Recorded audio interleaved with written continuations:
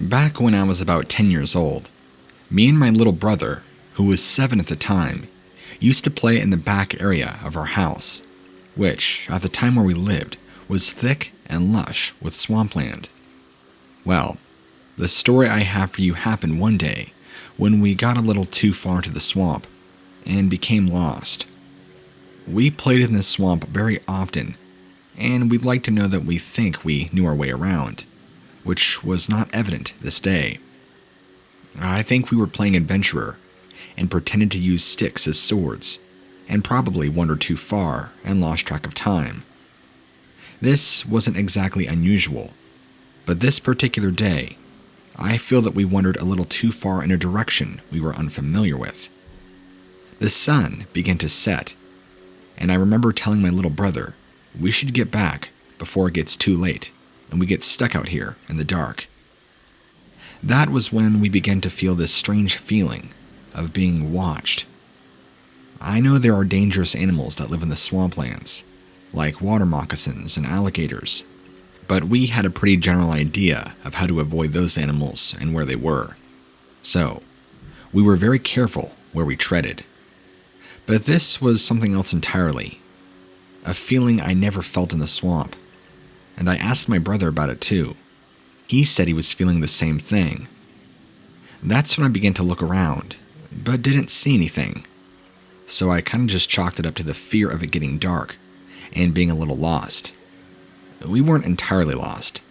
I had a general idea of the direction we came from. So, being a good big brother, I helped lead my brother in the direction that we came from. Unfortunately, it only began to get darker, and we had no light with us. I feel at some point, we got turned around, because the brush we were in was very thick, and even the way back to the house wasn't exactly easy unless it was daylight. I feel like we somehow missed a turn, or did something, like darkness can cause you, and we somehow trailed further into the swamp, in an area I quickly realized we were unfamiliar with. That's when my little brother, being only 7, noticed this, and began to really panic. I tried my best to calm him down, and to be as brave as a 10-year-old can be, when that horrible feeling came over me again, that I was being watched. But the feeling is more than that. It's not just literally being watched. It's like someone is watching you with the intent on hurting you. It's a horrible feeling. The best way I could chalk it up is complete and utter dread in the pit of your stomach. I kept looking around nervously while trying to comfort my crying little brother, when I saw what looked to be a pair of eyes off in the thick trees not too far away.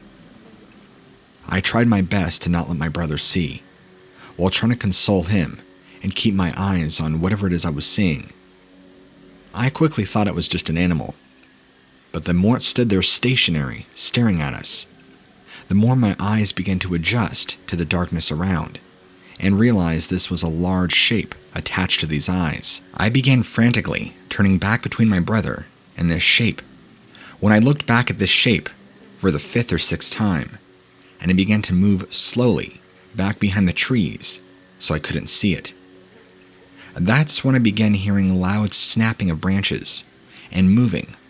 Something very large was moving through the brush, over to the direction we were at, but still remaining hidden, like it did not want to be seen.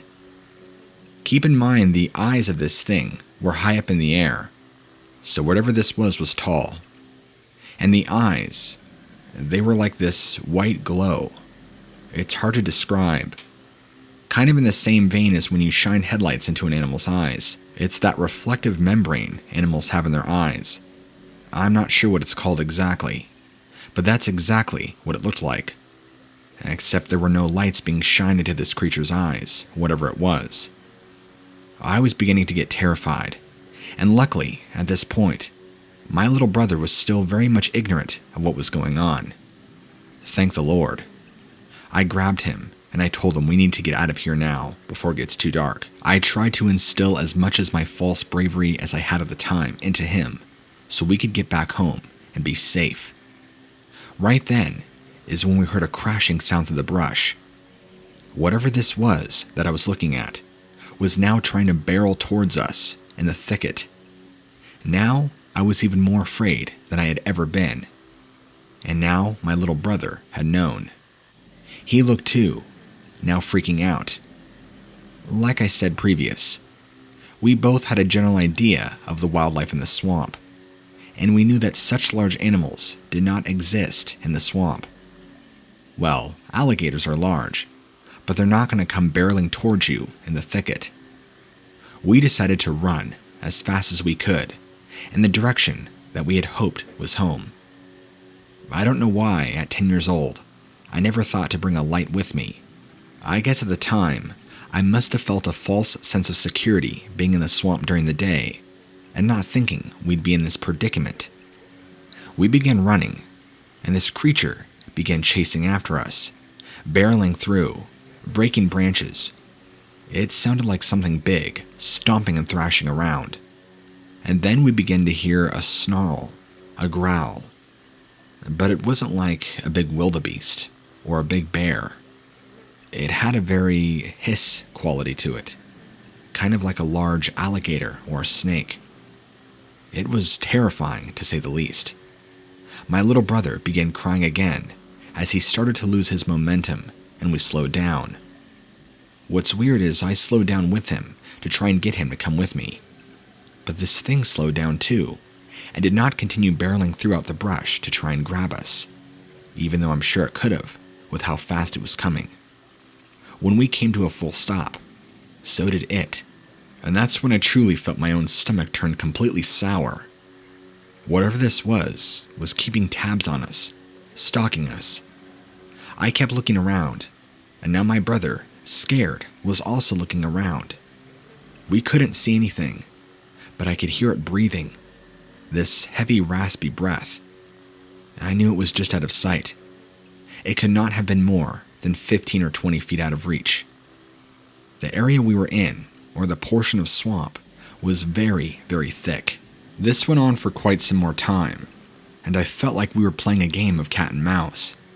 And now that my brother, unfortunately, was aware of our pursuer, we were just running and crying, while also trying our best to find our way back through the swamp, back to our home. Sometimes, I was convinced we'd be stuck in there forever, and I was convinced that we also were running in circles, seeing the same bog and the same thicket over and over, and yet this thing continued to pursue us, hot on our tail, but never fully revealing itself. I don't understand why it never did show itself and get us, because if it was really that intent on following us, it had multiple opportunities to trap us and get us. But it never did. In fact, we never fully saw it, whatever it was. We saw glimpses of it through the trees, but I couldn't tell you exactly what it looked like, other than the eyes and the general shape. My brother and I's energy was running on very thin. At this point, with it being so dark, we were running on pure adrenaline. We really had nothing to go on. That was when I told my brother, "Shh." I could faintly hear my mother's voice, calling us. She sounded worried, scared. I told him, "That's Mom, let's go." And we ran in the direction that we heard her voice. It seemed like we ran for another 20 or 30 minutes, but in reality, it was probably no more than 5. I feel like we got to a clearing where we could break through the trees and off the long hill that led back up to our house. We made it, I thought. But behind us, our pursuer never stopped. It began to get more aggressive, more angrier the longer it chased us around, but never showing itself. It began to hiss and growl more, and the growls and sounds that it made were very similar to that of an alligator. And as we made it up back to our house, our pursuer never did chase us out of the thicket. It never revealed itself. It turns out, the area we came out of was the complete opposite side of the house that we entered into the swamp at. We must have completely got turned around at some point, and wandered all the way around into the swamp, while completely missing the mark on the map where our house is. I guess darkness will do that to you. And being in the thick bog, we're very fortunate we did not get seriously injured, or attacked, or God knows what else. Our mother had been calling us for quite some time, and she was deathly worried. In fact, so much so that we were pretty severely punished, not being allowed to go back into the swamp for quite some time, because, well, we lost track of time and I guess disobeyed. But my brother and I didn't mind being punished in that regard. It kept us away from whatever that thing was. We never told our mom exactly what had happened, just that we were running and tried to find our way home, and then we got lost. That's honestly a story that I never really forget, and it stayed with me for a very, very long time. I wouldn't say it was exactly traumatic, but it did leave an impact. Unfortunately, I don't get the opportunity to talk about it with my little brother. As of now, I'm 27, almost 28, so this happened quite a while ago. My little brother passed away years ago, at the age of 22, in a drunk driving accident. That has stayed with me far more than what had happened when we were little. But sometimes it was good to reminisce on the good times of playing in there. We spent a lot of time in those swamps, at least before that happened. And once that event occurred, it was the catalyst for us to not really play in those swamps anymore, and begin to find other activities around the house, and slightly outside, but not in the swamps anymore. It's weird to look at it, and think of all the things to be fearful of in the swamps. For whatever reason, we were invincible, or so we thought. We didn't fear alligators or any other poisonous, dangerous animals that inhabit the swamps. But whatever this was, this unknown animal, that was what scared us the most.